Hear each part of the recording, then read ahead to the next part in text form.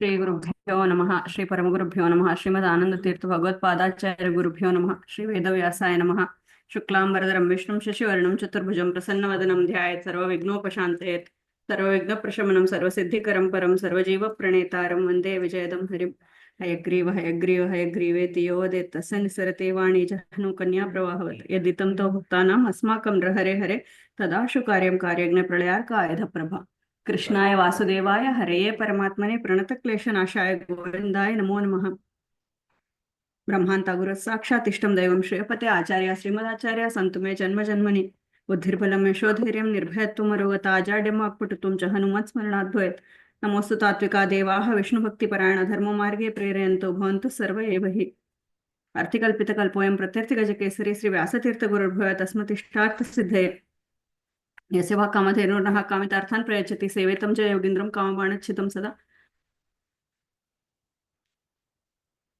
शास्त्रेषु पारदृश्वानं शास्त्रज्ञेषु च वत्सलं दीनभक्तोद्धारकरं सत्यात्मानं गुरुं भजे श्रीगुरुभ्यो नमः जलज्येष्ठनिभाकारं जगदीशपदाश्रयं जगतीतलविख्यातं जगन्नाथ गुरुं भजे ಹರಿಕಥಾಮೃತಸಾರ ಗುರುಗಳ ಕರುಣದಿಂದಾಪನಿತು ಪೇಳುವೆ ಪರಮ ಭಗವದ್ಭಕ್ತರಿದನಾದರದಿ ಕೇಳುವುದು.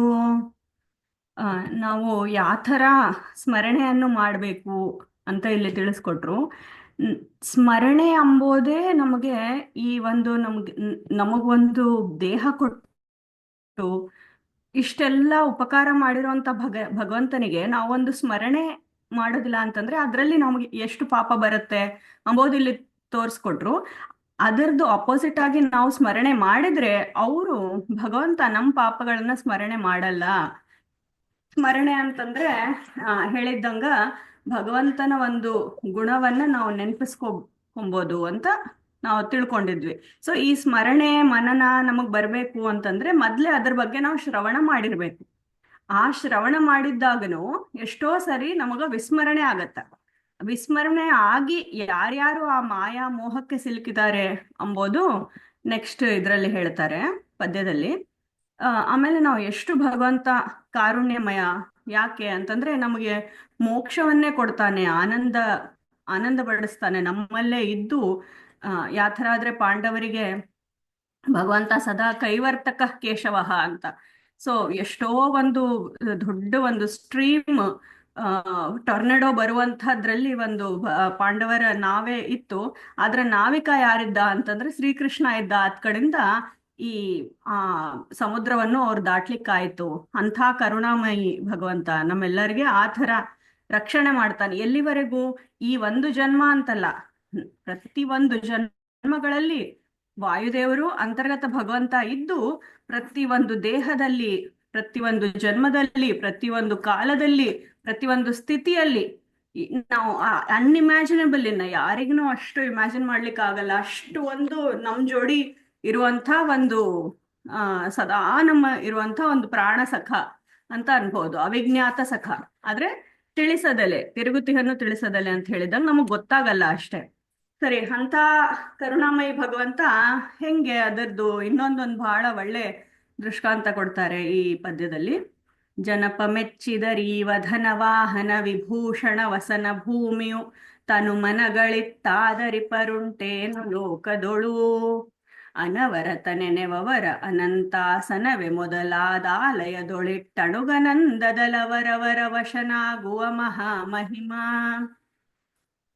ಹೀಗೆ ನಾವು ಒಂದು ಬಹಳ ಒಳ್ಳೆ ಕೆಲಸ ಮಾಡೀವಿ, ಇಲ್ಲ ಯಾವುದೋ ಒಂದು ಗ್ರಂಥ ಬರ್ದೀವಿ, ಇಲ್ಲ ಜನಪ ಮೆಚ್ಚಿದ್ದಂಗೆ ಜನಪ ಒಂದು ಕೆಲಸ ಹೇಳಿರ್ತಾನೆ, ಒಂದು ರಾಜ ನನಗೆ ಈ ಕಾವ್ಯವನ್ನು ಬರೆದು ಕೊಡು, ಮಹಾಭಾರತವನ್ನು ಬರೆದು ಕೊಡು ಅಂತಂದಾಗ ನಾವು ಅದನ್ನ ಬರೆದು ಕೊಟ್ಟಿದ್ದಾಗೆ ಹಿಂದಕ್ಕಿನ ಕಾಲನಾಗ ಕವಿಗಳೆಲ್ಲ ಆ ಥರ ಮಾಡಿ ಕಿಂಗ್ ಹತ್ರ ಹೋಗಿ ಅದನ್ನ ಸಮರ್ಪಣೆ ತೋರಿಸಿದಾಗೆ ಅವರಿಗೆ ಏನ್ ಬೇಕಾಗಿದ್ದು ಕೊಡ್ತಿದ್ರು. ಜಾಗ, ಜಹಾಗೀರ್ದಾರ್ ಅಂತ ಹೇಳ್ತೀವಿ, ಒಂದೊಂದು ಲ್ಯಾಂಡ್ ಆಗ್ಲಿ, ವಸ್ತ್ರಗಳು ಅವ್ರವ್ರಿಗೆ ಎಷ್ಟು ಇಷ್ಟ ಆಗ್ಯದೋ ಅದ್ರ ಪ್ರಕಾರ ಏನೇನ್ ಕೊಡ್ಬೋದು, ಕೊಟ್ರೆ ಧನ ಕೊಡ್ಬೋದು, ರೊಕ್ಕ ಕೊಡ್ಬೋದು, ವಾಹನ ನಮಗ್ ಬೇಕಾಗಿರುವಂಥ ವೆಹಿಕಲ್, ರಥ, ಆ ಸಮಯನಾಗಿರುವಂಥ ರಥ, ಮತ್ತೆ ವಿಭೂಷಣ ನಮಗ್ ಜ್ಯುವೆಲ್ರಿ ಏನೋ ಎಲ್ಲ ಹಾರಗಳು ತೆಗೆದು ಹಾಕ್ಬಿಡ್ತಿದ್ರು ಹಿಂಗೆ. ಆ ಬಹಳ ಸಂತೋಷ ಆಗಿದೆ ಅಂತ. ವಸ್ತ್ರಗಳು, ರೇಷ್ಮೆ ವಸ್ತ್ರಗಳು, ಪಂಚೆಗಳು ಎಲ್ಲ ಕೊಡ್ತಿದ್ರು. ಆಮೇಲೆ ಆ ಭೂಮಿ, ಈ ಎಲ್ಲ ಲೌಕಿಕವಾಗಿರುವಂಥದ್ದು ತಾತ್ಕಾಲಿಕವಾಗಿ ನಮಗೆ ಆನಂದ ಕೊಡುವಂಥ ವಸ್ತುಗಳು ಜನಪ ಮೆಚ್ಚಿದರೆ ನಮಗೆ ಕೊಡ್ತಾರೆ. ಆದ್ರೆ ಭಗವಂತ ಭಗವಂತ ಅಷ್ಟು ಕರುಣಾಳು ಯಾರಿದ್ದಾರೆ ಲೋಕದೊಳಗೆ? ಯಾಕೆ ಅಂದ್ರೆ ಒಂದು ತನುವನ್ನು, ನಮಗೊಂದು ದೇಹ ಕೊಟ್ಟಿದ್ದಾನೆ, ಆಮೇಲೆ ಆ ದೇಹದಲ್ಲಿ ನಾವು ಕರ್ಮ ಮಾಡ್ಬೇಕು ಎಂಬುವಂಥ ಒಂದು ಮನಸ್ಸು ಕೊಟ್ಟಿದ್ದಾನಲ್ಲ. ಇಂಥ ಕೊಡುವಂಥ ಒಂದು ವ್ಯಕ್ತಿ ಒಬ್ರಿದ್ದಾರೆ ಅಂತಂದ್ರೆ ಇನ್ನು ಅವ್ರಕಿನ ಜನಪಕ್ಕಿನ ಜಾಸ್ತಿ ಶ್ರೇಷ್ಠ ಅವರು ಅಂತ ಹೇಳ್ತಾ ಇದ್ದಾರೆ. ಸೊ ಆ ಥರ ನಮಗೆ ನಾವು ಒಂದು ರಾಜಕೀಯ ಆಗ್ಲಿ ಆ ಮಟ್ಟದಲ್ಲಿ ನಾವು ನೋಡ್ತೀವೋ, ಎಷ್ಟು ಅವ್ರಿಗೆ ಆಧಾರ ಮಾಡ್ತೀವಿ. ಓ, ಇವ್ರು ನನಗ್ ನೋಡಿದ್ರು, ಇವರಿಂದ ನನಗೊಂದು ಸರ್ಟಿಫಿಕೇಟ್ ಸಿಕ್ತು, ಅವ್ರು ನನಗೆ ಆಧಾರ್ ಮಾಡಿದ್ದಾರೆ ಅಂತ ಹೇಳಿ. ಆದ್ರೆ ಭಗವಂತ ಹೆಂಗ್ ಆಧಾರ್ ಮಾಡ್ತಾನ ನಮಗ? ನಮಗ್ ಯಾವ್ಯಾವ ಅವಸ್ಥೆಯಲ್ಲಿ ಯಾವ ಹುಟ್ಟು ನಮಗ್ ಬರ್ಬೇಕು. ಈಗ ನಾವು ಪುಣ್ಯ ಮಾಡಿದ್ರೆ ಮುಂದಿನ ಜನ್ಮದಲ್ಲಿ ಇನ್ನ ಪುಣ್ಯ ಲೋಕ ನಮಗ್ ಕೊಟ್ಟು, ಸ್ವರ್ಗ ಆನಂದ ಸುಖ ಕೊಟ್ಟು ನಮಗೊಂದು ಒಳ್ಳೆ ಮನೆಯಲ್ಲಿ ಹುಟ್ಟಿಸ್ತಾನಂತ ದೇವರು. ಇನ್ ಇನ್ನೂ ಈ ಜೀವಕ್ ಸಾಧನ ಆಗ್ಲಿ ಅಂಬುವಂಥ ಒಂದು ತನು ಕೊಡ್ತಾನ. ಅದೇ ತರ ಮನಸ್ಸು ಕೊಡ್ತಾನ. ನಮ್ಗ ಆ ದೇಹ ಕೊಟ್ಟಾರ, ದೊಡ್ಡ ಒಂದು ಸುಧಾ ಪಂಡಿತರ ಮನೆಗೆ ಹುಟ್ಟಿಸುವಂತ ಒಂದು ದೇಹ ಕೊಟ್ಟಾರ. ಆದ್ರೆ ಮನಸ್ಸೇ ಇಲ್ಲ ಅಂತಂದ್ರೆ ಅಲ್ಲಿ ಹುಟ್ಟಿ ಪ್ರಯೋಜನ ಇಲ್ಲ. ಸೊ ಅದಕ್ಕೆ ಆ ತನು ಮತ್ತೆ ಮನಸ್ಸು ಎರಡೂ ಕೊಟ್ಟು ಅಷ್ಟು ಆಧಾರ ಮಾಡ್ತಾನ ದೇವರು. ಬರೀ ಈ ಲೌಕಿಕವಾಗಿ ಅಲ್ಲ, ನಮ್ಗೆ ಎಂದೆಂದೂ ಮರಿಲಾರ್ದಂಗ್ ಇರುವಂತ ಒಂದು ವಿದ್ಯೆಯನ್ನು ಕೊಟ್ಟು, ಆ ಸ್ಮರಣೆ ಶಕ್ತಿಯನ್ನು ಕೊಟ್ಟು ಭಗವಂತ ಜ್ಞಾನ ಎಂಬುವಂತ ಒಂದು ಸಂಪತ್ತನ್ನೇ ಕೊಡ್ತಾರೆ. ಉಂಟೇನೋ ಲೋಕದಳು ಹಿಂಗ ಆಧಾರ ಮಾಡೋರು ಯಾರ ಇದ್ದಾರ? ಯಾರೂ ಇಲ್ಲ ಭಗವಂತನಷ್ಟು. ಅನವರತ ನೆನೆವವರ. ಸರಿ, ಇಷ್ಟು ಮಾಡಿ ನಾವು ಅನವರತ ಪ್ರತಿಯೊಂದು ಕ್ಷಣದಲ್ಲಿ, ಪ್ರತಿಯೊಂದು ಕಾಲದಲ್ಲಿ ನಾವು ಬಿಡದೆ, ಅಟ್ಲೀಸ್ಟ್ ನಮಗೆ ಹೇಳೋದೇನು ಅಂದ್ರೆ 3 ಕಾಲದಲ್ಲಿ ನಾವು ನೆನೆಸ್ಬೇಕು: ಆದಿ, ಮಧ್ಯ, ಅಂತ್ಯ. ಅದಕ್ಕೆ ನಾವು ತ್ರಿಕಾಲ ಸಂಧ್ಯಾ ವಂದನ ಅಂತ ಮಾಡ್ತೀವಿ. ಅದು ಕೃತಜ್ಞತ ಭಗವಂತನಿಗೆ, ನೀನು ನಮಗೆ ಕೊಟ್ಟಿರೋಂಥ ಒಂದು ಜ್ಞಾನ. ಅದಕ್ಕ ಆ ನಮಗೆ ಆರೋಗ್ಯ ಭಾಗ್ಯಕ್ಕೆ ಸೂರ್ಯನೇ ಅಭಿಮಾನಿ ಅಂತ ಹೇಳ್ತೀವಿ. ಹಂಗೆ ಆ ಆರೋಗ್ಯವನ್ನು ನೀನು ಕೊಟ್ಟಿದಿ, ನಮ್ ಕಡೆಯಿಂದ ಸಾಧನ ಮಾಡಿಸ್ತಾ ಇದ್ದೀಯ ಅಂತ ತ್ರಿಕಾಲ ಸಂಧ್ಯಾ ವಂದನ ಅಂತ ಗಂಡಸರಿಗೆ ಹೇಳಿದ್ದಾರೆ. ಅದೇ ತರ ನಾವು ಪ್ರತಿಯೊಂದು ಜೀವಿ ಆದಿ ಅಂತ್ಯ ಮಧ್ಯ ಈ ಸ್ಮರಣೆಯನ್ನು ಮಾಡಬೇಕು. ನಮ್ದ್ರಲ್ಲಿ ವಾಯು ಅಂತರ್ಗತ ಭಗವಂತ ಇದ್ದಾನೆ, ಭಗವಂತನಿಗೆ ಸಮರ್ಪಣೆ. ಯಾವಾಗ ನಾವು ಸಮರ್ಪಣೆ ಮಾಡ್ತೀವೋ ಅವಾಗ ನಾವು ಒಂದು ಪುಣ್ಯವನ್ನ ಫಿಕ್ಸ್ಡ್ ಡಿಪಾಸಿಟ್ನಾಗ ಇಟ್ಟಿದ್ದಂಗ. ಇಲ್ಲ ಅಂದ್ರೆ ನಮ್ ಪುಣ್ಯ ಎಲ್ಲ ಸೋರ್ ಹೋಗ್ಬಿಡ್ತದ, ಅಸುರರು ಬಂದು ಕಿತ್ಕೊಂಡು ಹೋಗ್ಬಿಡ್ತಾರೆ. ಸೊ ಅನವರತ ನೆನೆವವರಿಗೆ ಅದೇನ್ ಮಾಡ್ತಾನೆ ಅಂದ್ರೆ ಆ ಪುಣ್ಯಗಳೆಲ್ಲ ಇಟ್ಕೊಂಡು ನಾವು ಅದರಲ್ಲಿ ಅಹಂಕಾರ ಪಟ್ಟಿವಿ ಅಂದ್ರೆ ಆ ಪುಣ್ಯ ಸೋರ್ ಹೋಗ್ಬಿಡ್ತದ. ಅಹಂಕಾರ ಪಡ್ಲಾರ್ದಂಗೆ ಇರುವಂತ ಪುಣ್ಯ ನಾವು ಭಗವಂತನಿಗೆ ಅರ್ಪಣೆ ಮಾಡಿದ್ರೆ ಅನಂತಾಸನವೇ ಮೊದಲಾದ ಆಲಯದೊಳು ಇಟ್ಟು ಅಣುಗನಂದದಲ್ಲಿ ಒಂದು ಸಣ್ಣ ಆ ಭಕ್ತನಂಗೆ, ಅಣುಗ ಅಂದ್ರೆ ಭಕ್ತ, ಅಣುಗ ಅಂದ್ರೆ ಸೇವಕನೂ ಆಗ್ತಾನೆ, ಮಗು ಕೂಸ್ನೂ ಆಗತ್ತೆ. ಅಣುಗನಂದದಲ್ಲಿ ಅವರ ವಶನಾಗುವ ಮಹಾಮಹಿಮ, ಅವರಿಗೆ ವಶನಾಗ್ತಾನೆ ಅಂತಂದ್ರೆ ಅವ್ರು ಅನ್ಕೊಂಡಿರೋದು, ಅವ್ರು ಹೇಳಿರೋದೆಲ್ಲ ಭಗವಂತ ಮಾಡ್ತಾನೆ ಅಂತ ಹೇಳ್ತಾ ಇದ್ದಾರೆ. ಅನಂತಾಸನ ಅಂತ ಇಲ್ಲಿ ಹೇಳ್ತಾರೆ. ಅನಂತಾಸನ ಅಂದ್ರೆ ವೈಕುಂಠಕ್ಕೆ 3 ಅಂತ ಹೇಳ್ತಾರೆ. 3 ಸ್ಥಾನಗಳು, ಭಗವಂತನ ಏಕಾಂತ ಸ್ಥಾನಗಳು ಇವು, ಏಕಾಂತ ಗ್ರಹಗಳು. ನಾವು ನಮ್ಮ ಮನೆಗೆ ಯಾರನ್ನ ವ್ಯಕ್ತಿ ಬರ್ತಾರೆ ಅಂತಂದ್ರೆ ಅವ್ರಿಗೆ ನಮ್ಮ ಏಕಾಂತ ಸ್ಥಾನಕ್ಕೆ ಕರ್ಕೊಂಡು ಹೋಗಲ್ಲ. ಜನಪನು ಅವನ್ ಏಕಾಂತ ಗ್ರಹಗಳಿಗೆ ನಮ್ಗೆ ಅಲೌಡ್ ಇಲ್ಲ. ಜಸ್ಟ್ ಎಲ್ಲಿ ಜನರು ಕೂಡ್ತಾರೋ ಅಲ್ಲಿ ಮಾತ್ರ ಅಲೌಡ್ ಇರುತ್ತೆ. ಅದೇ ತರ ಭಗವಂತಂದು ಮುಕ್ತ ಸ್ಥಾನ, ಅಮುಕ್ತ ಸ್ಥಾನ ಅಂತ ಹೇಳಿ. ಆ ಅಮುಕ್ತ ಸ್ಥಾನದಲ್ಲಿ ಈಗ ನಾವು ಎಲ್ಲ ಕಥೆ ಕೇಳ್ತೀವಿ, ಭೃಗಮುನಿಗಳು ವೈಕುಂಠಕ್ಕೆ ಹೋದ್ರು ಅಂತ ಹೇಳಿ. ಸೊ ಅವ್ರು ಹೋಗಿ ಮತ್ ಮುಕ್ತಿಗೆ ಹೋದ್ರೆ ಅಲ್ಲಿಂದ ಬರಲ್ಲ ಅಂತ ಹೇಳ್ತಾರಲ್ಲ ವೈಕುಂಠದಿಂದ. ಹೇಗೆ ಅದು ಪಾಸಿಬಲ್ ಅಂತಂದ್ರೆ ಅವರೆಲ್ಲ ಹೋಗಿರೋದು ಅಮುಕ್ತ ಸ್ಥಾನ. ಅಮುಕ್ತ ಸ್ಥಾನ ವೈಕುಂಠಕ್ಕೆ ಅವರು ಹೋಗಿ ಅಲ್ಲಿಂದ ವಾಪಸ್ ಬರ್ತಾರೆ. ಮುಕ್ತ ಸ್ಥಾನ ವೈಕುಂಠಕ್ಕೆ ಹೋಗಿದ್ದವರು ಎಂದೂ ವಾಪಸ್ ಬರಲ್ಲ, ಅಲ್ಲೇ ಅವರು ಆ ಆನಂದವನ್ನು ಅನುಭವಿಸ್ತಾರೆ ಅಂತ. ಅದಕ್ಕೆ ಅನವರತ ನೆನೆವವರ ಅನಂತಾಸನವೇ. ಸೊ ಅದು ಆ ಗೋಲ್ ನಮಗಿರ್ಬೇಕು. ಆ ವೈಕುಂಠಕ್ಕೆ ನಾನು ಹೋಗ್ಬೇಕು ಅಂತಂದ್ರೆ ನಾನು ಏನೇನ್ ಮಾಡ್ಬೇಕು? ಈ ಕಾಮ, ಕ್ರೋಧ, ಲೋಭ, ಮೋಹ, ಮದ, ಮಾತ್ಸರ ಇವೆಲ್ಲ ಬಿಟ್ರೇನೆ ನಮಗ್ ಅಲ್ಲಿ ಹೋಗ್ಲಿಕ್ಕೆ ಒಂದು ಎಂಟ್ರಿ ಸಿಗ್ತದೆ. ಅದಕ್ಕೆ ಮಾಡ್ಬೇಕಾಗಿರೋದು ಏನು ಅಂದ್ರೆ ಮೊದ್ಲ ಹೇಳೋದು ನೆನಿಬೇಕು, ಭಗವಂತನ ಸ್ಮರಣೆ ಮಾಡ್ಬೇಕು, ನೆನೆಸ್ಬೇಕು, ಅನವರತ ನೆನಿಬೇಕು. ಇಲ್ಲಿ ಇನ್ನೊಂದನ್ನು ನಾವು ಇದು ಮಾಡ್ತೀವಿ. ಭಗವದ್ಗೀತದ ಶ್ಲೋಕ ನೆನಪು ಮಾಡ್ಕೋಬಹುದು. ಅನನ್ಯಾಶ್ಚಿಂತಯಂತೋ ಮಾಂ ಯೇ ಜನ ಪರ್ಯುಪಾಸತೆ ತೇಷಾಂ ನಿತ್ಯಾಭಿಯುಕ್ತಾನಾಂ ಯೋಗಕ್ಷೇಮಂ ವಹಾಮ್ಯಹಂ. ಅನನ್ಯವಾಗಿ ಭಗವಂತನ ಯಾರು ಸ್ಮರಣೆ ಮಾಡ್ತಾರೋ ಬಿಡದೆ ನಾನು ಅವ್ರ ಯೋಗಕ್ಷೇಮವನ್ನು ನಾನು ರಕ್ಷಣೆ ಮಾಡ್ತೀನಿ. ಏನು ಯೋಗ ಮತ್ತೆ ಕ್ಷೇಮ? ಯೋಗ ಅಂತಂದ್ರೆ ನಮಗ್ ಬೇಕಾಗಿರುವಂಥ ಇಷ್ಟಾರ್ಥಗಳನ್ನು ಕೊಡ್ತಾನೆ ಭಗವಂತ. ಆ ಇಷ್ಟಾರ್ಥಗಳು ಕೊಟ್ಟು ಅದನ್ನ ರಕ್ಷಣೆನೂ ಮಾಡ್ತಾನೆ. ಅದು ಕ್ಷೇಮ ಅಂತ. ಯೋಗ ಮತ್ತೆ ಕ್ಷೇಮ ಈ ಎರಡು ಭಗವಂತ ಕೊಡ್ತಾನೆ ಅಂತ. ಇಲ್ಲಿ ಯಾದವಾರ್ಯರ ಕಥೆ ಎಲ್ಲರಿಗೆ ನಮಗ್ ಗೊತ್ತು. ಯಾವ ತರ ಯಾದವಾರ್ಯರ ಮನೆಯಲ್ಲಿ ತಿನ್ಲಿಕ್ಕೆ ಉಣ್ಲಿಕ್ಕೆ ಏನೋ ಇರ್ಲಾರ್ದಂಗ್ ಗುರುಕುಲ ನಡೆಸ್ತಾ ಇರ್ತಾರೆ. ಆ ಮಕ್ಕಳಿಗನ್ನ ಏನೋ ಊಟಕ್ಕೆ ಹಾಕ್ಬೇಕು ಅಂತ ಗುರುಪತ್ನಿ ಹೇಳಿದ್ದಾಗೆ ಯಾದವಾರ್ಯರು ಮಾರ್ಕೆಟ್ಗೆ ಹೋಗ್ತಾರೆ, ಯಾರ್ಯಾರ ಏನಾರು ಭಿಕ್ಷಾ ಕೊಡ್ತಾರ ಅಂತ ಹೇಳಿ. ಅವಾಗ ಒಂದು ಮಗು ಅಲ್ಲಿ ಬರ್ತದ, ಅವ್ರ ಮನೆಗ್ ಬಂದು ಎಲ್ಲ ಸಾಮಾನುಗಳೆಲ್ಲ ತಂದು ಕೊಡ್ತದ. ಆ ಯಾರು ಅಂತಂದ್ರೆ ಕೃಷ್ಣನೇ ಅವ್ರ ಮನೆಗೆ ಬಂದಿರ್ತಾರೆ. ಆದ್ರೆ ಆ ಒಂದು ಸಂದರ್ಭ ಆಗೋಕಿನ ಮೊದ್ಲ ಯಾದವಾರ್ಯರು ಭಗವದ್ಗೀತಾದಲ್ಲಿ ಈ ಶ್ಲೋಕವನ್ನು ಓದ್ತಾ ಇರ್ತಾರೆ, ಅನನ್ಯಾಶ್ಚಿಂತೆ ಅಂತ. ಆ ಯೋಗಕ್ಷೇಮ ವಹಾಮ್ಯಹಂ ಅಂತ ಓದ್ತಾ ಇರುವಾಗ ಈ ಯೋಗಕ್ಷೇಮ ಭಗವಂತ ನೋಡ್ಕೊಂಡಿಲ್ಲಲ್ಲ, 7 ದಿನ ಆಯ್ತು ನಮಗೇನೋ ಊಟಕ್ಕಿಲ್ಲ ಅಂತ ಹೇಳಿ ಅದು ಸರಿಯಲ್ಲ ಅಂತ 3 ಗೆರಿ ಹಾಕಿರ್ತಾರಂತ ಅಲ್ಲಿ ಅದ ಆ ಇದ್ರ ಮೇಲೆ. ಆ 3 ಗೆರಿ ಈ ಕೂಸಿನ ಕೂಸಾದ್ರೆ ಡೆಲಿವರ್ ಮಾಡ್ಲಿಕ್ಕೆ ಬರುತ್ತೋ ಈ ಪಲ್ಯಕಾಯಿ ಮತ್ತೆ ಈ ಇದು ಹಣ್ಣುಗಳು ಅವೆಲ್ಲ ಬರ್ತದೋ ಅವನ್ ಬೆನ್ನಿನ ಮೇಲೆ 3 ಗೆರಿ ಇರ್ತದಂತ.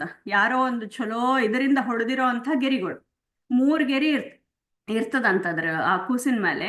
ಆ ತಾಯಿ ಈ ಕೆಳಗೆ ಇಳಿದು ಅದು ಎಲ್ಲ ಒಳಗ್ ತಂದು ಇಡೋವಾಗ ನೋಡ್ತಾಳ, ಅಯ್ಯೋ ಯಾರಿಷ್ಟು ಹೊಡೆದಾರ ನಿನಗೆ ಅಂತ ಕೇಳಿದ್ರೆ, ನಿಮ್ ಯಜಮಾನ್ರೆ ನನಗೆ ಹೊಡೆದಾರ, ನಾನ್ ಸ್ವಲ್ಪ ತಡ ಮಾಡಿನಂತ ತರ್ಲಿಕ್ಕೆ ಅಂತ ಹೇಳಿ. ಯಾದವಾರ್ಯರು ಬರ್ತಾರ, ಬಂದು ನೋಡ್ತಾರ, ಈ ತರ ಎಲ್ಲ ಆಗಿರೋ ಒಂದು ಸನ್ನಿವೇಶ ಹೇಳ್ತಾಳ ಹೆಂಡತಿ. ಹೇಳಿದಾಗ ಅಯ್ಯೋ ಏನು ನಾ ಹೆಂಗ್ ಮಾಡೀನಿ ಅಂತ ಹೇಳಿ ಮತ್ತಲ್ಲಿ ಹೋಗಿ ಪುಸ್ತಕನಾಗ ಹೋಗಿ ತೆಗೆದು ನೋಡ್ತಾರಂತ. ನೋಡಿದ್ರೆ ಆ 3 ಗೆರಿಗಳು ಅವರು ಕೆಂಪ ಒಂದು ಪೆನ್ನಿಂದ ಹಾಕಿರೋಂಥ ಗೆರಿಗಳು ಅಲ್ಲಿ ಇರಲ್ಲ, ಆ ಪುಸ್ತಕದಲ್ಲಿ ಇರಲ್ಲ. ಸೊ ಅದು ಭಗವಂತನೇ ತಗೊಂತಾನ ಅಂತ. ಇದು ನಾವು ಬಹಳ ಕಡೆ ಯತಿಗಳ ವಿಷಯದಲ್ಲಿನೂ ನಾವು ಕೇಳಿವಿ.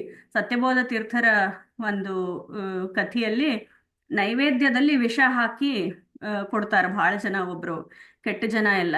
ಅವಾಗ ಆ ನೈವೇದ್ಯ ಸಮರ್ಪಣೆ ಮಾಡುವಾಗ ಆ ಕೃಷ್ಣನ ಗಂಟ್ಲಿಗೆ ಒಂದು ನೀಲಿ ಬಣ್ಣ ಬಂದ್ಬಿಡುತ್ತಂತ. ಇವರಿಗೇನೂ ಆಗಲ್ಲ, ಸತ್ಯಬೋಧರಿಗೆ. ಸೊ ಇಂಥ ಸನ್ನಿವೇಶಗಳು ನಾವು ಬಹಳ ಕಡೆ ಆಗಿರುವಂಥದ್ದು, ಭಕ್ತರಿಗೆ ತೋರಿಸ್ಕೊಟ್ಟಿರೋಂಥ ಭಗವಂತನ ಲೀಲೆಗಳು ಕೇಳ್ತೀವಿ. ಹಂಗೆ ನಾವು ಅನವರತ ನೆನೆವವರ ಅನಂತಾಸನವೇ ಮೊದಲಾದ ಆಲಯದೊಳಿಟ್ಟು ಅಣುಗನಂದದಲ್ಲಿ ಅವರವರ ವಶನಾಗುವ ಮಹಾಮಹಿಮ. ವಶನಾಗ್ತಾನೆ ಅಂತ ಇಲ್ಲಿ ಹೇಳ್ತಾ ಇದ್ದಾರೆ. ಏನು ವಶನಾಗ್ತಾನೆ ಅಂತಂದ್ರೆ, ಈಗ ಪಾಂಡವರು ಅವ್ರ ಮನೆಯಲ್ಲಿ ಭಗವಂತ ಪಾಂಡವರ ಮನೆಯಲ್ಲಿ ಕುದುರೆಗಳ ತಾ ತೊಳೆದು ಪುಂಡರೀಕಾಕ್ಷತಾ ಹುಲ್ಲನೆನಿಸಿದ ಹೂವ ತರುವ ಮನೆಗೆ ಹುಲ್ಲ ತರುವ ಅವ್ವೆಲ ಕುಮೀರಮಣ ಇವಾಗಿಲ್ಲ ಗರುವ. ಗರ್ವನೇ ಇಲ್ಲ ಭಗವಂತನಿಗೆ. ಯಾಕಂದ್ರೆ ಜನಪ ಆದ್ರೆ ಎಲ್ಲಾರು ಬಂದಿದ್ದಾಗ ಏನು ಕೆಲಸ ಮಾಡಲ್ಲ, ನಾನು ಅವನ್ ಪೊಸಿಷನ್ ಅವಂದಿದು ನೋಡಿಸ್ತಾ ಇರ್ತಾರೆ. ಅದೇ ಭಗವಂತನ ಒಂದು ಗುಣ ನೋಡ್ರಿ, ಅಷ್ಟು ದೊಡ್ಡ ರಾಜಸೂಯ ಯಾಗ ನಡೀತಾ ಇದೆ, ಅಲ್ಲಿನೂ ಭಗವಂತ ಕುದುರೆಗಳನ್ನ ತೊಳೆದ ಅಂತ, ಎಂಜಲ್ ಗೋಮ ಮಾಡ್ದ ಅಂತ. ಇವತ್ ನಾಳೆ ಯಾರು ಮಾಡ್ತಾರ್ರಿ? ನಾವೇ ನಮ್ಮನೇಲೆ ಯಾರನ್ನ ಬಂದಿದ್ದಾಗ ಮಾಡ್ಲಿಕ್ಕೆ ನಾವು ಹೆಸಗಿ ಪಡ್ತೀವಿ. ಅಂಥದ್ದು ಭಗವಂತ ಪಾಂಡವರು ನನ್ನ ಪ್ರಿಯ ಭಕ್ತರು ಅಂತ ಹೇಳಿ ಇಷ್ಟು ಒಂದು ಇದು ತೋರಿಸ್ತಾರೆ. ಆಮೇಲೆ ಭೃಗಮುನಿಗಳು ಬಂದಾಗ ಅವರು ಎದಿಗೆ ಒದ್ದಿದ್ದನು ಅದು ಕೇರ್ ಮಾಡ್ಲಾರ್ದಂಗ್ ಬ್ರಾಹ್ಮಣ ಮನೆಯಲ್ಲಿ ಬಂದಾನೆ, ನಾನು ಆದರ ಮಾಡ್ಬೇಕು ಇವರಿಗೆ ಅಂತ ಹೇಳಿ ಅಲ್ಲಿ ಹರಿಸರ್ವೋತ್ತಮದ ತತ್ವವನ್ನು ನಮಗೆ ತೋರಿಸ್ಕೊಟ್ರು. ಅದೇ ತರ ಇಲ್ಲಿ ಅನಂತಾಸನವೇ ಮೊದಲ. ಸೊ 3 ಏಕಾಂತ ಗ್ರಹಗಳ ದೇವರದು ಅನಂತಾಸನ, ಶ್ವೇತದ್ವೀಪ, ವೈಕುಂಠ. ಇಂಥ ಒಂದು ಇದರಲ್ಲಿ ನಮಗೆ ಮೋಕ್ಷವನ್ನು ಕೊಟ್ಟು ಅಲ್ಲಿ ಆಲಯದೊಳಗೆ ಇಡ್ತಾನ. ತನ್ನ ಆಲಯದೊಳಗಿಟ್ಟು ಸದಾ ನಮಗೆ ಏನ್ ಬೇಕು ಮೋಕ್ಷದಲ್ಲಿ, ಸದಾ ನಮಗೆ ಶ್ರವಣ ಮಾಡೋದಂದ್ರೆ ಆನಂದ ಅಂತಂದ್ರೆ ಸದಾ ಶ್ರವಣ ಮಾಡಿಸ್ತಾನಂತ ದೇವರು. ಈ ಶ್ರವಣ ಅಂಬೋದು ಎಂದೆಂದೂ ಬಿಡಬಾರ್ದು. ಈಗನೂ ದೇವತೆಗಳು ತಮ್ಮ ತಮ್ಮ ಸಾಧನೆಗಳನ್ನು ಮಾಡ್ತಾ ಇದ್ದಾರೆ. ಅದೇ ಇಲ್ಲಿ ಜೀವಿಗಳು, ಪ್ರತಿಯೊಬ್ಬರು ಜೀವಿಗಳದು ಇಲ್ಲಿ ಹೇಳ್ತಾ ಇದ್ದಾರೆ. ಅಣುಗನಂದದಲ್ಲಿ ಅವರವರ ವಶನ ಆಗುವ ಮಹಾಮಹಿಮಾ ಅಂತ ಹೇಳಿ. ಸೊ ಇಲ್ಲಿ ನೋಡ್ಬೋದು, ಇದು ಲೌಕಿಕವಾಗಿ ಜನಪ ಕೊಡುವಂಥ ಒಂದು ಹಣ, ಕಾಸು, ದುಡ್ಡು, ಆ, ವಸ್ತ್ರ, ಭೂಮಿ, ಜ್ಯುವೆಲ್ರಿ ಎಲ್ಲ. ಆದ್ರೆ ಭಗವಂತ ಏನ್ ಕೊಡ್ತಾನೆ ಅಂತಂದ್ರೆ ತನ್ನ ಲೋಕವನ್ನೇ ಕೊಡ್ತಾನೆ, ವೈಕುಂಠ ಲೋಕವನ್ನು ಕೊಡ್ತಾನ, ಜ್ಞಾನ ಕೊಡ್ತಾನ, ನಮಗ್ ಬೇಕಾಗಿರೋಂಥ ಆನಂದವನ್ನು ಕೊಡ್ತಾನ, ಬಲ, ಓಜಸ್ಸು, ತೇಜಸ್ಸು, ನಮಗೆ ಅದರಿಂದ ನಾವು ಏನ್ ಬೇಕಾದ್ರೂ ಸಾಧಿಸ್ಕೋಬಹುದು ಅಂಥ ಒಂದು. ಮತ್ತೆ ನಮಗೆ ಈ ದೇಹವನ್ನು ಕೊಟ್ಟಾನ, ಇಷ್ಟು ಅನ್ನಮಯ, ಪ್ರಾಣಮಯ, ಮನೋಮಯ, ವಿಜ್ಞಾನಮಯ, ಆನಂದಮಯವಾಗಿರುವಂಥ ಒಂದು ದೇಹ. ನಾವು ಅದಕ್ಕೆ ಧ್ಯಾನ ಮಾಡಿ, ಶ್ರವಣ ಮನನ ಧ್ಯಾನದಿಂದ ಆ ಆನಂದವನ್ನು ನಾವು ಹೊಂದಬಹುದು. ನನ್ನನ್ನು ನೀವು ರೀಚ್ ಆಗಬಹುದು ಅಂತ ಹೇಳಿ 9ನೇ ಚಾಪ್ಟರ್, ಭಗವದ್ಗೀತಾ 9ನೇ ಚಾಪ್ಟರ್ ಲಾಸ್ಟ್ ಶ್ಲೋಕದಲ್ಲಿ ಹೇಳ್ತಾನೆ, ನನಗೆ ಅರ್ಪಣೆ ಮಾಡು, ನನ್ನನ್ನೇ ಕುರಿತು ನೀನು ಕರ್ಮ ಮಾಡು, ನನಗೆ ಅದೆಲ್ಲ ಸಮರ್ಪಣೆ ಮಾಡು ಅಂತ ಭಗವಂತ ಅಷ್ಟು ಬಿಚ್ಚಿ ನಮಗೊಂದು ಸಣ್ಣ ಕೂಸಿಗೆ ಹೇಳಿದ್ದಂಗ ತುತ್ತು ಉಪ್ಪು ತುಪ್ಪನ ಕಲ್ಸಿಗ್ ಬಾಯಾಗ ತುತ್ತಿಡೋಂಗ್ ಹೇಳಾನ. ಇನ್ನು ಅಷ್ಟು ಹೇಳಿದ್ದಂಗ ನಾವು ಮಾಡಿಲ್ಲ ಅಂತಂದ್ರೆ ನಮ್ ಜೀವನ ವ್ಯರ್ಥ ಅಷ್ಟೇ. ಅದಕ್ಕೆ ಆತ ನಾಹಂ ಕರ್ತ ಹರಿಕರ್ತ ಇದು ಒಂದು ಯಾವಾಗ್ನೂ ಇದ್ರ ಭಗವಂತ ನಮಗೆಲ್ಲ ಆ ಲೋಕದಲ್ಲಿದ್ದು ನಮಗೆ ಭಗವಂತ ಕೊಡ್ತಾನೆ ಅಂತ ಹೇಳಿ. ಮತ್ತೆ ಅದೇ ಕಾರುಣ್ಯಮಯ ದೃಷ್ಟಿಯನ್ನು ಇನ್ನ ಮುಂದೆ ವರೆಸ್ತಾ ಇದ್ದಾರೆ. ಅದು ಇಲ್ಲಿ ಇನ್ನೊಂದು ತನು ಮನಗಳ ಆದರಿಪರುಂಟೇನೋ ಅಂತಂದ್ರೆ ನಮ್ಗೆ ಸಾಯುಜ್ಯ ಮೋಕ್ಷನು ನಾವಿಲ್ಲಿ ನೆನಪು ಮಾಡ್ಕೋಬೇಕು. ಸಾಯುಜ್ಯ ಮೋಕ್ಷದಲ್ಲಿ ತನ್ನ ಕಣ್ಣದಿಂದ ತಾನು ನೋಡೋವಂಗ, ಆಮೇಲೆ ತನ್ನ ರೂಪವನ್ನು ಕೊಡೋವಂಗ ಸ್ವಾರೂಪ್ಯ ಮೋಕ್ಷ, ಇದೆಲ್ಲಾನು ದೇವರು ನಮಗೆ ಕೊಡ್ತಾನೆ. ಇಂಥ ಜನಪ ಎಲ್ಲಿ ಸಿಗ್ತಾನ? ಸಿಗಂಗಿಲ್ಲ, ಇಂಥ ಕರುಣಾಳು ಭಗವಂತ ಅಂತ ಹೇಳ್ತಾ ಇದ್ದಾರೆ.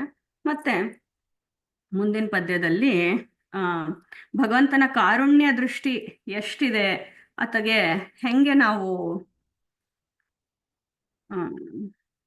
ಇದು ಆಕ್ಚುಲಿ ಈ ನುಡಿ 18th ಬೇರೆ ಇದೆ, ಇದು ಭುವನ ಪಾವನ ಚರಿತ ಬರಬೇಕು. ಸೊ ಇದರಲ್ಲಿ ಬೇಸಿಕಲಿ ನುಡಿ ಹೀಗಿದೆ: ಭುವನ ಪಾವನ ಚರಿತ ಪುಣ್ಯ ಶ್ರವಣ ಕೀರ್ತನ ಪಾಪನಾಶನ ಕವಿಭಿರೀಡಿತ ಕೈರವದಳ ಶ್ಯಾಮ ನಿಸ್ಸೀಮಾ ಯುವತಿ ವೇಷದ ಹಿಂದೆ ಗೌರೀಧವನ ಮೋಹಿಸಿ ಕೆಡಿಸಿ ಉಳಿಸಿದ ಇವನ ಮಾಯವ ಗೆಲುವನಾವನು ಈ ಜಗತ್ರಯದಿ.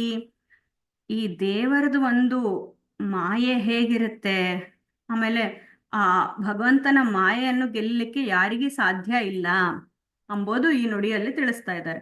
ಹೇಗೆ ಅಂತಂದ್ರೆ, ಭುವನ ಪಾವನ ಚರಿತ, ಈ ಸಕಲ ಲೋಕಗಳಲ್ಲಿ ಪವಿತ್ರ ಮಾಡುವಂಥದ್ದು ಚರಿತ್ರೆ ಉಳ್ಳವ ಭಗವಂತ. ಆ ಭಗವಂತ ಹೆಂಗೆ ನಮಗೆ ಕಾರುಣ್ಯಮಯನಾದ ಭಗವಂತ ಸಿಗ್ತಾನೆ ಅಂತಂದ್ರೆ ಪುಣ್ಯ ಶ್ರವಣ ಕೀರ್ತನ. ನಾವು ಯಾವಾಗ ಶ್ರವಣ ಮಾಡ್ತೀವೋ, ಯಾವಾಗ ಭಗವಂತನ ಬಗ್ಗೆ ಕೇಳ್ತೀವೋ, ಅದೇ ಒಂದು ದೊಡ್ಡ ಪುಣ್ಯ ನಮಗೆ ಸಾಧನೆ ಮಾಡ್ಕೋಲಿಕ್ಕೆ. ಈಗನೂ ಎಲ್ಲಾ ದೇವತೆಗಳನ್ನು ಇದನ್ನ ಮಾಡ್ತಾರೆ ಅಂತ ಹೇಳ್ತಾರೆ. ಶ್ರವಣಕ್ಕೆ ಎಷ್ಟು ಇಂಪಾರ್ಟೆಂಟ್ ಕೊಟ್ಟಾರೆ, ಶ್ರವಣ ಮಾಡ್ಬೇಕು ಅಂತಂಬೋದು ಅಂತಂದ್ರೆ ಭಗವಂತನ ಮಹಿಮಾ ಎಷ್ಟು ಎಷ್ಟು ನಾವು ಕೇಳ್ತಾ ಇರ್ತೀವೋ ಅಷ್ಟಷ್ಟು ನಮಗ್ ಅದರಲ್ಲಿ ಭಕ್ತಿ ಜಾಸ್ತಿ ಆಗ್ತಾ ಬರ್ತದೆ.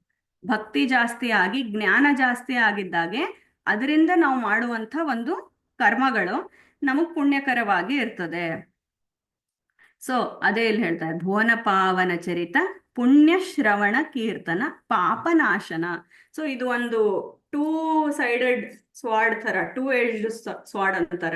ಒಂದ್ ಕಡೆ ಪುಣ್ಯ ಸಿಗ್ತದ, ಇನ್ನೊಂದ್ ಕಡೆ ನಾವು ಮಾಡಿರುವಂತ ಪಾಪ ಎಲ್ಲ ಹೋಗ್ತದ. ಪಾಪನಾಶನ ಎದ್ರಿಂದ? ಶ್ರವಣದಿಂದ ಮತ್ತೆ ಕೀರ್ತನೆದಿಂದ. ಕವಿಭಿರೀಡಿತ, ಕವಿಭಿರೀಡಿತ ಅಂದ್ರೆ ಕವಿಗಳು, ಜ್ಞಾನಿಗಳಿಂದ ಸ್ತುತಿಸಲ್ಪಡುವವನು ಭಗವಂತ. ಅದಕ್ಕೆ ನಾವು ಜ್ಞಾನಿಗಳಿಂದ ಈ ಶ್ರವಣವನ್ನು ಮಾಡ್ಬೇಕು ಅಂತ ಹೇಳ್ತಾರೆ. ಸರಿ, ನಮ್ಮ ಹತ್ರ ಯಾರು ಜ್ಞಾನಿಗಳಿಲ್ಲ ಅಂತ ಅಂದಾಗ ಏನ್ ಮಾಡ್ಬೇಕು? ನಿಮ್ಕಿನ ಒಂದ್ ಸ್ವಲ್ಪ ಜ್ಞಾನ ತಿಳ್ಕೊಂಡಿರೋದ್ರಲ್ಲಿ ನೀವು ಶ್ರವಣ ಮಾಡಬಹುದು ಅಂತ ಮಧ್ವಾಚಾರ್ಯರು ಇದಕ್ಕೆ ಭಾಷ್ಯದಲ್ಲಿ ಕೊಡ್ತಾರೆ. ಸೊ ಈ ಒಂದು ಕಥೆಯನ್ನು ಕವಿಭಿರೀಡಿತ ಎಂಬುದರಲ್ಲಿ ಹೇಳ್ತಾ ಇದ್ದಾರೆ. ಕೈರವದಳ ಶ್ಯಾಮ, ಕೈರವದಳ ಶ್ಯಾಮ ಅಂತ ಯಾಕೆ ಹೇಳಿದ್ದಾರೆ ಅಂತ, ನ್- ನ್- ನೈದಿಲೆ ಎಂಬುವಂಥ ಒಂದು ಆ ಆ ಹೂವ ಬ್ಲೂ ಕಲರ್, ಅದು ರಾತ್ರಿ ಅರಳತ್ತದು. ಆ ಕುಮುದಾಪ್ತ ಅಂತ ಹೇಳ್ತಾರೆ, ಕುಮುದ ಅಂತ, ಅದು ನೈದಿಲೆ ಅಂತ ಹೇಳ್ತಾರೆ. ಈ ಯೂಶುವಲ್ ಕಮಲಗಳು ಬೆಳಗ್ಗೆ ಸೂರ್ಯದಿಂದ ಅರಳತ್ತ, ಆದ್ರೆ ಈ ನೈದಿಲೆ ಎಂಬುವಂಥ ಕಮಲ ರಾತ್ರಿ ಚಂದ್ರನಿಂದ ಅರಳತ್ತ. ಆ ಚಂದ್ರನಿಂದ ಅರಳುವಂಥ ಕೈರವದಳ ಶ್ಯಾಮ ಅಂತ ಇಲ್ಲಿ ಭಗವಂತನಿಗೆ ಹೇಳ. ಈ ಶ್ಯಾಮ ಶಬಲ ಅಂತ ಭಗವಂತನ ಎರಡು ರೂಪಗಳು. ಈ ಶ್ಯಾಮ ಅಂಬುವಂಥ ರೂಪ ಏನು ಅಂತಂದ್ರೆ ನಮಗ್ ಬಿಂಬ ರೂಪನೇ ಶ್ಯಾಮ ಅಂತ ರೂಪ ಆಗ್ತಾರೆ. ಶಬಲ ಅಂತಂದ್ರೆ ಹೊರಗಡೆ ಇರುವಂಥ ವ್ಯಾಪ್ತ ಆಗಿರುವಂಥ ರೂಪ ಅದು. ಶಬಲ ಅಂಬೋ ರೂಪ ವಿರಾಟ ರೂಪ ಧ್ಯಾನದಲ್ಲಿ ಬರ್ತದೆ.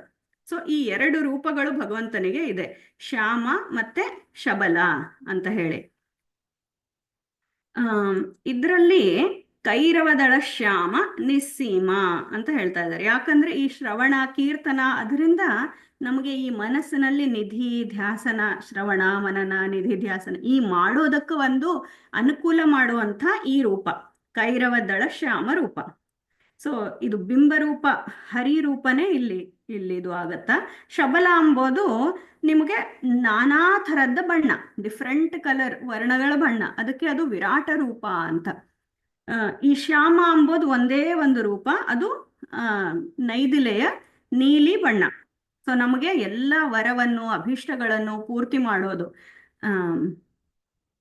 ನೆನೆವೆ ನಾನು ದಿನ ನೀಲ ನೀರದ ವರ್ಣನ ಗುಣರನ್ನನ, ಅದರಲ್ಲಿ ವಾದರಾಜರು ಹೇಳ್ತಾರೆ ನೀಲವರ್ಣದ ಒಂದು ಬಿಂಬರೂಪಿ ಭಗವಂತನ ನಾವು ನೆನೆಸ್ಬೇಕು ಅಂತ. ಅದೇ ಇಲ್ಲಿ ಹೇಳ್ತಾ ಇದ್ದಾರೆ, ಕೈರವದಳ ಶ್ಯಾಮ ನಿಸ್ಸೀಮ. ಭಗವಂತನಿಗೆ ಆ ಯಾವುದೂ ಒಂದು ಸೀಮೆನೇ ಇಲ್ಲ, ಅಷ್ಟು ಭಗವಂತ ನಿಸ್ಸೀಮ ಅಂತ ಹೇಳ್ತಾ ಇದ್ದಾರೆ. ಯುವತಿ ವೇಷದಿ ಹಿಂದೆ ಗೌರಿ ಧವನ ಮೋಹಿಸಿ ಕೆಡಿಸಿ ಉಳಿಸಿದ. ಸೊ ಇದರಲ್ಲಿ ನಾವು ಅನ್ಕೋತೀವಿ ಒಂದೊಂದು ಜೀವರಾಶಿಗಳು ನಮಗ್ ಬೇಕಾಗಿರೋ ಅಂತ ಒಂದು ಸಾಧನೆಯನ್ನು ನಾವು ಮಾಡ್ತಾ ಇದ್ದೀವಿ. ನಾನು ಇಷ್ಟು ಜ್ಞಾನ ನನಗೆ ಬಂದ್ಬಿಟ್ಟಿದೆ, ಆಯ್ತು ನಾನು ಇನ್ನು ನನಗೆ ಜ್ಞಾನ ಬಂದ್ಬಿಡ್ತು, ನಾನು ಎಲ್ಲ ಪೂರ್ತಿ ಪಂಡಿತನಾಗ್ಬಿಟ್ಟೆ, ಈ ಮಹಾಭಾರತದ್ದಾಗ್ಲಿ ಹರಿಕಥಾಮೃತಸಾರ ರಾಮಾಯಣ ಎಲ್ಲ ಜ್ಞಾನ ನನಗೆ ಬಂದ್ಬಿಡ್ತು ಅಂತ ಅನ್ಕೊಂಡಿದ್ದಾಗೆ ಏನಾಗತ್ತ, ನಾವು ಶ್ರವಣ ಕೀರ್ತನೆಯಿಂದ ಬಂದಿರೋದು ಅಂತಂದ್ರೆ ನಮಗಷ್ಟು ಯೋಗ್ಯತೆನೇ ಇಲ್ಲ ಅಂತ ಹೇಳ್ತಾರೆ. ಯಾಕಂದ್ರೆ ಎಲ್ಲಾ ವಿಷಯಗಳಲ್ಲಿ ಜ್ಞಾನ ಪಡೆದು ವಾಯುದೇವರಿಂದೇ ಶಿಷ್ಯತ್ವವನ್ನು ವಹಿಸಿದ ಗಂಗಾಧರ ಯುವತಿ ವೇಷದಿ ಹಿಂದೆ ಗೌರೀಧವನ ಮೋಹಿಸಿ. ಗೌರೀಧವ ಅಂತಂದ್ರೆ ಪಾರ್ವತಿಯ ಗಂಡನಾದ ಈಶ್ವರ ಶಿವ. ಶಿವನಿಗೆ ಮೋಹ ಮಾಡುವಂಥ ಒಂದು ಮಾಯಾಶಕ್ತಿ ಭಗವಂತನಲ್ಲಿ ಇದೆ ಅಂತ ಹೇಳ್ತಾ ಇದ್ದಾರೆ. ಮಾಯಾ ಅಂತಂದ್ರೆ ಇಚ್ಛಾ, ಇಚ್ಛಾ ಅಂದ್ರೆ ದುರ್ಗಾದೇವಿ. ದುರ್ಗಾದೇವಿನೇ ನಮಗೆ ಅಜ್ಞಾನವನ್ನು ಕೊಟ್ಟು ಮೋಹವನ್ನು ಕೊಟ್ಟು ಆ ಮೋಹವನ್ನು ತೆಗಿತಾಳ. ಅದೇ ತರ ಇಲ್ಲಿ ಕೆಡಿಸಿ ಉಳಿಸಿದ, ಮೋಹಿಸಿ ಕೆಡಿಸಿ ಉಳಿಸಿದ ಅಂತ ಹೇಳ್ತಾ ಇದ್ದಾರೆ. ಸೊ ಇಲ್ಲಿ ಏನ್ ಹೇಳ್ತಾ ಇದ್ದಾರೆ ಅಂದ್ರೆ ಸಮುದ್ರ ಮಥನ ಕಾಲದಲ್ಲಿ ಮೋಹಿನಿ ಅವತಾರ ತಗೊಂಡಿದ್ದಾಗೆ ಅಲ್ಲಿ ರುದ್ರದೇವರು ವಾಯುದೇವರು ಅವ್ರು ಏನ್ ಮಾಡ್ತಾರೆ, ಹಾಲಾಹಲ ವಿಷ ಬರ್ತದ, ಕಾಲಕೂಟ ವಿಷ ಬಂದಿದ್ದಾಗ ಆ ಕಾಲಕೂಟ ವಿಷವನ್ನು ವಾಯುದೇವರು ಮೊದ್ಲು ಕುಡಿತಾರೆ. ಆ ಕಾಲಕೂಟ ವಿಷವನ್ನು ಕುಡಿದಿದ್ದಕ್ಕೆ ವಾಯುದೇವರಿಗೆ ಅಮೃತ ಅಂತ ಹೆಸರು ಬರುತ್ತ. ನಾವೆಲ್ಲ ಇಷ್ಟು ಹರಿಕಥಾಮೃತ ಸಾರ ಕೇಳಿದ್ದಾಗನೂ ನಮಗ ಇದು ಬರಲ್ಲ, ಆದ್ರೆ ಭಗವಂತ ವಾಯುದೇವರ ಯೋಗ್ಯತೆ ಎಷ್ಟಿದೆ ಅಂದ್ರೆ ಕಾಲಕೂಟ ವಿಷ ಕುಡ್ದಿದ್ದಾಗ್ನು ಭಗವಂತನಿಗೆ ಅವ್ರಿಗೆ ಏನ್ ಹೆಸರು ಬಂತು, ಅಮೃತ, ಅಮೃತ ನೆನೆಸಿದ ಅಂತ ಮುಂದೆ ಬರುತ್ತೆ. ಅದೇ ತರ ಗೌರೀಧವ, ಈ ಶಿವ ಆ ಡೈಲ್ಯೂಟೆಡ್ ಆಗಿರುವಂತ ಒಂದು ಪಾಯ್ಸನ್, ಅದು ಕಾಲಕೂಟ ವಿಷ ಕುಡ್ದಿದ್ದಾಗ ಅವ್ರಿಗೆ ನೀಲಕಂಠ ಅಂತ ಹೆಸರು ಬಂತು. ಅಂಥ ಗೌರೀಧವ ಅವರ ಕಾಲಕೂಟ ವಿಷ ಕುಡಿದ್ಮೇಲೆ ಅಮೃತ ಬರೋ ಸಮಯನಾಗ ಆ ದೇವತೆಗಳೆಲ್ಲ ಅಲ್ಲಿ ಇರಲ್ಲ. ಅದಕ್ಕೆ ಮೋಹಿನಿ ಅವತಾರ ತಗೊಂಡಿದಲ್ಲ, ಅದ್ ಒಂದು ಸರಿ ನೀನು ತೋರಿಸ್ತೀಯಾ ಅಂತ ಶಿವ ಕೇಳ್ತಾರಂತೆ. ಇಲ್ಲ ಬೇಡ, ಅದೆಲ್ಲ ಆಯ್ತಲ್ಲ, ಅವಾಗೇ ಆಯ್ತು, ಈಗೆಲ್ಲ ಬೇಡ, ಅದು ನಿನ್ಗೆ ಮತ್ತೆ ನೋಡಿ ಸಹಿಸ್ಕೊಲಿಕ್ ಆಗೋದಿಲ್ಲ ಅಂತ ಅಂತಾನಂತ ಕೃಷ್ಣ. ಅವಾಗ ಇಲ್ಲ ಇಲ್ಲ, ನಾನು ಕಾಮಹರ, ನಾನು ಕಾಮನ್ನೇ ಸುಟ್ಟು ಬಿಟ್ಟಿನಿ, ಸೊ ಆ ಒಂದು ನನಗ ಇದು ಅದ, ನೀನ್ ತೋರ್ಸು ಅಂತಂತ. ಅವಾಗ ಯುವತಿ ವೇಷದಿ ಹಿಂದೆ ಗೌರೀಧವನ ಮೋಹಿಸಿ, ಯುವತಿ ವೇಷನಾಗಿ ಮೋಹಿನಿ ನಾರಾಯಣ ಅವತಾರ ತಗೊಂಡಿದ್ದಾಗ ಬಂದು ತೋರಿಸ್ತಾರಂತ. ಆ ಆ, ಇವತ್ತು ಬೇಡ, ರಾತ್ರಿ ಬೇಡ, ನಾಳೆ ಬೆಳಿಗ್ಗೆ ಬಾ ನೀನು ಅಂತ ಕಳಿಸ್ತಾರಂತ. ಸರಿ ಅಂತದ್ ವೇಟ್ ಮಾಡಿ ಶಿವ ನೆಕ್ಸ್ಟ್ ಡೇ ಬೆಳಗ್ಗೆ ಬಂದಿದ್ದಾಗ ಮೋಹಿನಿ ಅವತಾರ ಹಾಕೊಂಡು ಅಲ್ಲಿ ವನದಲ್ಲಿ ಇರ್ತಾರಂತ ನಾರಾಯಣ. ಹೋಗಿ ಅಷ್ಟು ಸುಂದರವಾಗಿರುವಂತಹ ರೂಪ ನೋಡಿ ಅಪ್ಕೋಬೇಕು ಅಂತ ಶಿವ ಹೋಗಿದ್ದಾಗ ಶಂಖ ಚಕ್ರ ಗದ ಪದ್ಮದಿಂದ ನಾರಾಯಣ ದರ್ಶನ ಕೊಡ್ತಾರ. ಅವ್ರಿಗೆ ಅದು ಒಂದು ಲಜ್ಜಾ ಥರ ಆಗ್ಬಿಡ್ತದ, ಅಯ್ಯೋ ನಾನು ಈ ಥರ ಮಾಡಿದೆ ಅಲ್ಲ ಅಂತ ಹೇಳಿ. ಸೊ ಅವಾಗ ಅಷ್ಟು ಇದು ಮಾಡಿದ್ದಾಗನು ಭಗವಂತ ಉಳಿಸಿದ. ಯಾಕಂದ್ರೆ ಒಳ್ಳೆ ಸಜ್ಜನರಿಗೆ ಭಗವಂತ ಇನ್ನೊಂದು ಅವ್ರು ಅದು ಆ ಎಪಿಸೋಡ್ ಆದ್ಮೇಲಿಂದ ನಾವು ಕೇಳಬೇಕು. ಈಗ ಅಜಾಮಿಳನ್ ಕಥೆನೂ ಈ ಥರನೇ, ವಿಶ್ವಾಮಿತ್ರರ ಕಥೆನೂ ಈ ಥರನೇ. ಕಾಮ ಕ್ರೋಧ ಲೋಭ ಮೂರಕ್ಕೆ ಒಳಗಾದ್ರು ವಿಶ್ವಾಮಿತ್ರರು. ಆದ್ರೆ ಅದಾದ್ಮೇಲೆ ಮಾಡಿರೋ ಸಾಧನೆ ಏನು ಅದು ಇಲ್ಲಿ ಹೇಳ್ತಾ ಇದ್ದಾರೆ. ಸೊ ಅದಾದ್ಮೇಲೆ ಅವರು ಅದನ್ನ ಇನ್ನ ಗಟ್ಟಿ ಮಾಡಿಕೊಂಡು ವೈರಾಗ್ಯ ಶಿಖಾಮಣಿ ಅಂತ ಹೆಸರು ತಂದ್ಕೊಂಡು ಅವ್ರ ಸಾಧನೆಯನ್ನು ಮುಂದುವರಿಸಿದ್ರು. ಸೊ ಅದಕ್ಕೆ ಕೆಡಿಸಿ ಉಳಿಸಿದ ಇವನ ಮಾಯವ ಗೆಲುವನ ಅವನು ಈ ಜಗತ್ರಯದಿ. ಸೊ ನನಗೆಲ್ಲ ಗೊತ್ತು, ನಾನೇ ಜ್ಞಾನ ಅಂತ ಯಾರಿಗೆ ಅನ್ಲಿಕ್ಕೆ ಸಾಧ್ಯ ಇಲ್ಲ. ಯಾಕಂದ್ರೆ ಭಗವಂತನ ಮಾಯ ಗೆಲುವವನು ಯಾರೂ ಇಲ್ಲ. ಭಗವಂತನೇ ಇಚ್ಛಾ ಮಾಡಿದ್ರೆ ಈ ಮಾಯ ಎಲ್ಲ ಬಿಡಿಸಿ ಮಮ ಮಾಯಾ ದುರತ್ಯಯ ಅಂತ ಭಗವದ್ಗೀತಾದಲ್ಲಿ ಹೇಳಿದ್ದಂಗ ಭಗವಂತನ ಒಂದು ವಿಶೇಷವಾದ ಕಾರುಣ್ಯ ಇದ್ರೇನೆ ಈ ಮಾಯವನ್ನು ಗೆಲ್ಲಿಲಿಕ್ಕೆ ಆಗತ್ತೆ. ಅದಕ್ಕೆ ಈ ವಿಶೇಷ ಅನುಗ್ರಹ ನಮಗೆ ಬೇಕು, ಆ ಕಾರುಣ್ಯ ದೃಷ್ಟಿ ನಮಗ್ ಬೇಕು ಅಂತ ಇಲ್ಲಿ ಹೇಳ್ತಾ ಇದ್ದಾರೆ. ಸೊ ಅದಕ್ಕೆ ಪ್ರಥಮ ಒಂದು ಸೋಪಾನ ಭಗವಂತನ ಹತ್ರ ಹೋಗ್ಬೇಕು ಅಂತಂದ್ರೆ ಶ್ರವಣನೇ ಆಗತ್ತೆ. ಶ್ರವಣ ಅದಾದ ನಂತರ ಕೀರ್ತನ, ಈ ಎಲ್ಲ ಭಕ್ತರಿಗೆ ಪುಣ್ಯ ಕೊಟ್ಟು ಪಾಪಗಳ ನಾಶ ಮಾಡಿ ಆ ಮೂಲಕ ಸಾಧನೆ ಮಾಡಿಸಿ ಮೋಕ್ಷವನ್ನು ಕೊಡುವಂಥದ್ದು ಈ ಹರಿಕಥೆ. ಅದಕ್ಕೆ ಈ ಹರಿಕಥೆಯನ್ನು 1-2 ನಿಮಿಷ ಕೇಳಿದ್ರೂ ಆ ಕಥೆ ಶ್ರವಣದಿಂದ ಅತ್ಯಂತ ಪುಣ್ಯ ಇದೆ ಅಂತ ಇಲ್ಲಿ ಹೇಳ್ತಾ ಇದ್ದಾರೆ. ಎಕ್ಸ್ಕ್ಯೂಸ್ ಮೀ, ಸ್ವಲ್ಪ ಟೈಮ್ 10 ನಿಮಿಷ ಇದೆ, ನೀವು ಮುಗಿಸ್ಬಿಡ್ತೀರಾ? ಹಾ ಶೋರ್.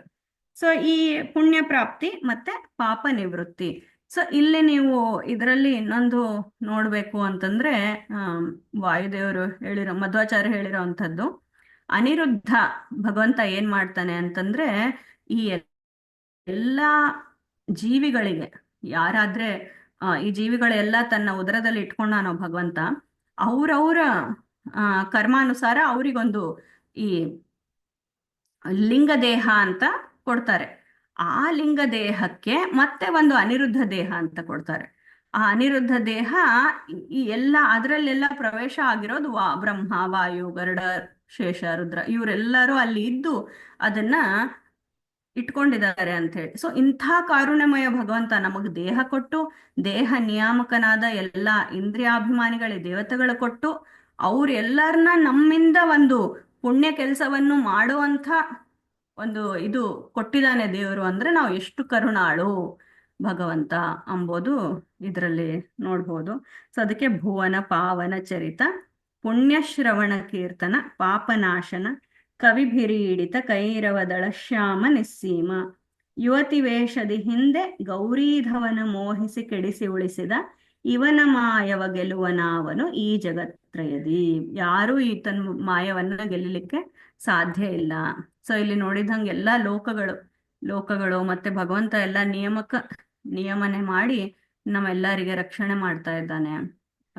ಇಂಥ ಲೋಕಗಳನ್ನು ಪ್ರಾಪ್ತಿ ಆಗುವಂಥ ಒಂದು ಭರವಸೆಯನ್ನು, ಕಾರುಣ್ಯ ದೃಷ್ಟಿಯನ್ನು ನಮಗಿಲ್ಲಿ ತಿಳಿಸ್ಕೊಡ್ತಾ ಇದ್ದಾರೆ ಅಂತ ಹೇಳುವಲ್ಲಿ ಭಾರತೀಯ ಮುಖ್ಯ ಪ್ರಾಣಾಂತರ್ಗತ ಶ್ರೀಕೃಷ್ಣ ಅರ್ಪಣಮಸ್ತು. ನಾಹಂ ಕರ್ತಾ ಹರಿಕರ್ತ ತತ್ಪೂಜಾ ಕರ್ಮ ಚಾಕಿಲಂ ತಥಾಪಿ ಮತ್ಕೃತಾ ಪೂಜಾ ತತ್ಪ್ರಸಾದಿನ ನಾನ್ಯಥ ತದ್ಭಕ್ತಿ ತತ್ಫಲಂ ಮಹ್ಯಂ ತತ್ಪ್ರಸಾದಾತ್ ಪುನಃ ಪುನಃ ಕರ್ಮನ್ಯಾಸೋ ಹರಾವೇವ ವಿಷ್ಣೋರ್ ತೃಪ್ತಿಕರ ಸದಾ ಪ್ರೀಣಯ